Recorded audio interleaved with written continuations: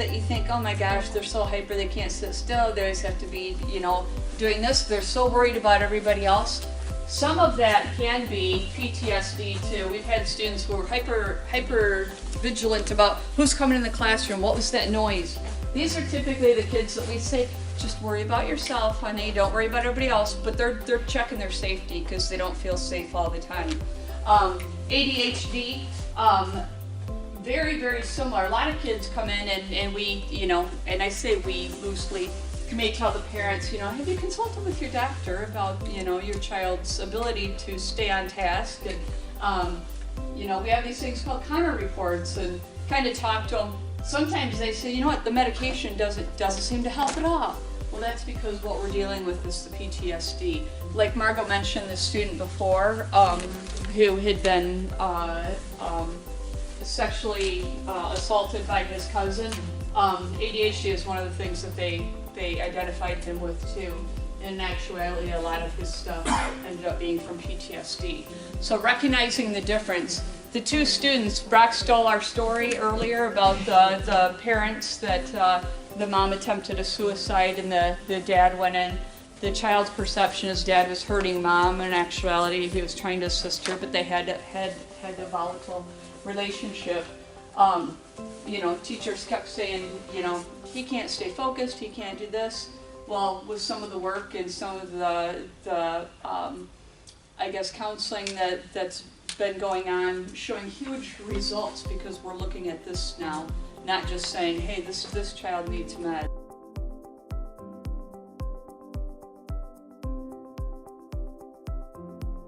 Mark on it if you don't want to. Inside the flash drive that you gave you, I left a link in there to get a clean copy of this. If you want to, you can. You can do it just with your finger and mark and just think in your head how many ACEs you have. Please don't take the resilience questionnaire quite yet. We just want you to take the ACE study so that you can kind of understand where you're at, and then we'll show a video of what it actually means, what all the ACEs really mean here in just a moment.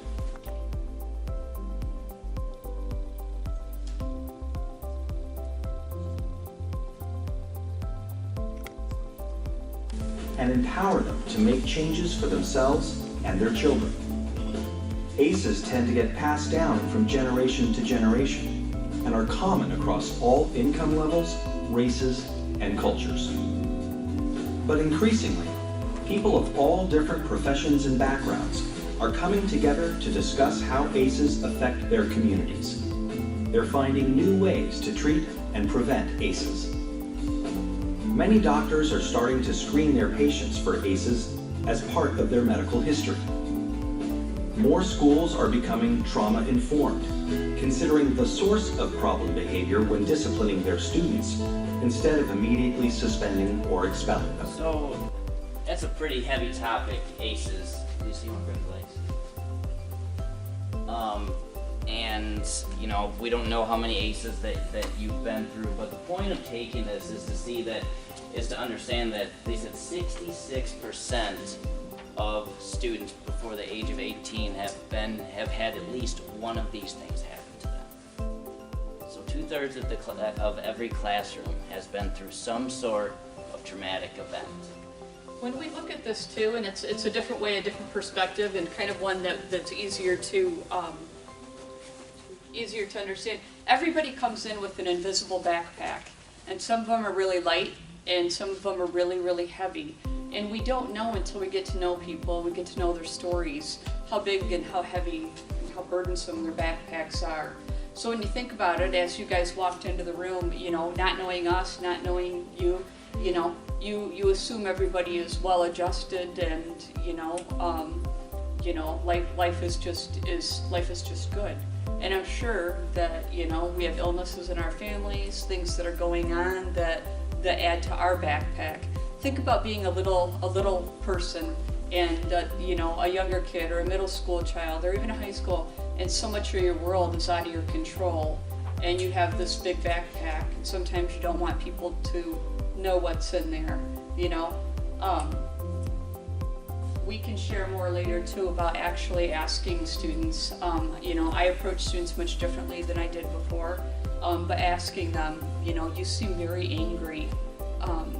you know, is there something that I can help with or anything that you wanna, you know, sometimes that sparks a time for them to talk, or emotions come out and you can say, you know what, if you need time, that's fine. If you do want to talk about it, let us know. And we have areas that and we'll talk about that we have in all of our rooms where students can go and just kind of chill out and feel comfortable. So we can't talk about ACEs without talking about resiliency. So what we're gonna have you do before we break for lunch is you had the ACEs survey, and then attached to it is resiliency, our protective factors. So this one would like you to mark on, and this is gonna show kind of really what has been protective factors in your life, because you guys are all sitting here for a reason. There had to be something, and we'd love to hear some of those reasons, those protective factors, even if you've had a high ACE number. Protective.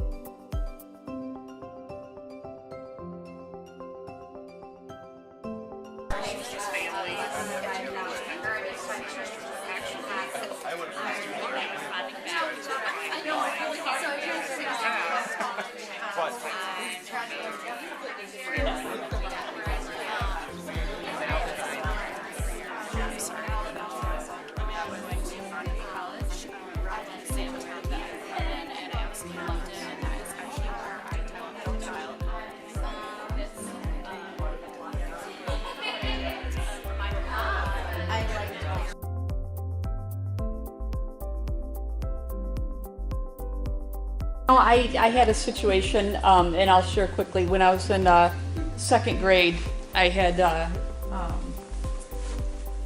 teacher who was phenomenal, and I had been out with pneumonia and I'd been in the hospital.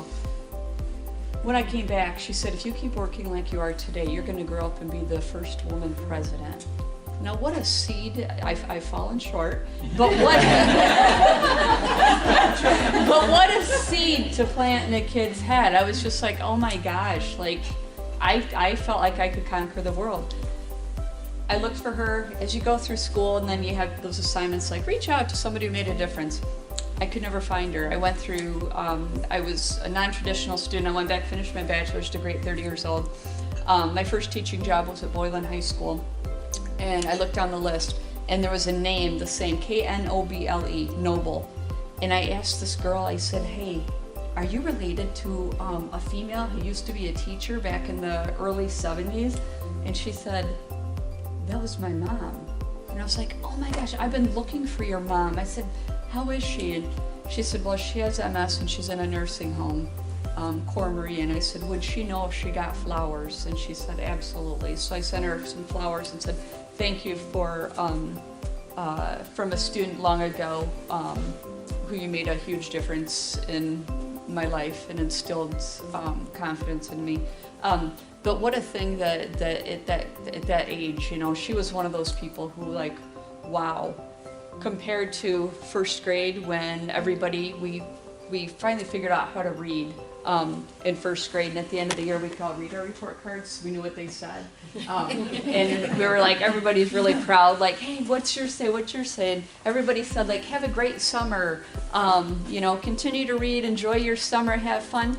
Mine said, keep trying. So somebody wanted to see mine, and I said, no, it's for my mom. I stuck it back in there, and I was embarrassed. It's like everybody else, like, hey, you know, have a great summer. Mine's like, keep trying. Seriously, I'm only in first grade. Like, you know, it's like, oh, this is gonna be bad. I'm just starting out, and she's telling me, oh, keep trying. But so the Relation between trauma and low academic achievement. We're going to ask you now, one of you, to do a brain break for us. So, the first person to volunteer, could be anything that you want to do, whatever you want to do, something that's fun. The first person that volunteers something will be taking home a $20 gas card. We got it, right there you go. Before you even gave the card, she was like, ready. You're itching for this brain break. All right, what do you got for us? Okay, it's called Zoom, Eat, Swoosh. So we all need to get into a circle. Okay, circle up. Here we go. Okay, so there's 3 different things to this. Zoom. So we're gonna all go around in the circle and do the Zoom part. So you go like this, you look at the next person next to you, and you go Zoom. Keep going around. Zoom. Zoom. Zoom. Zoom.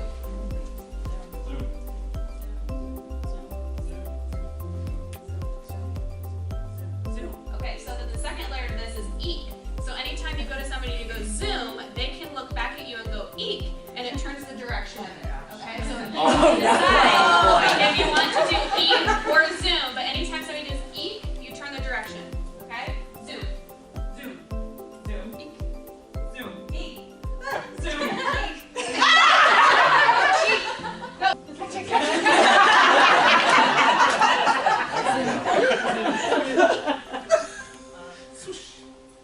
Zoom. All right, the next one to drop the ball is the end of it.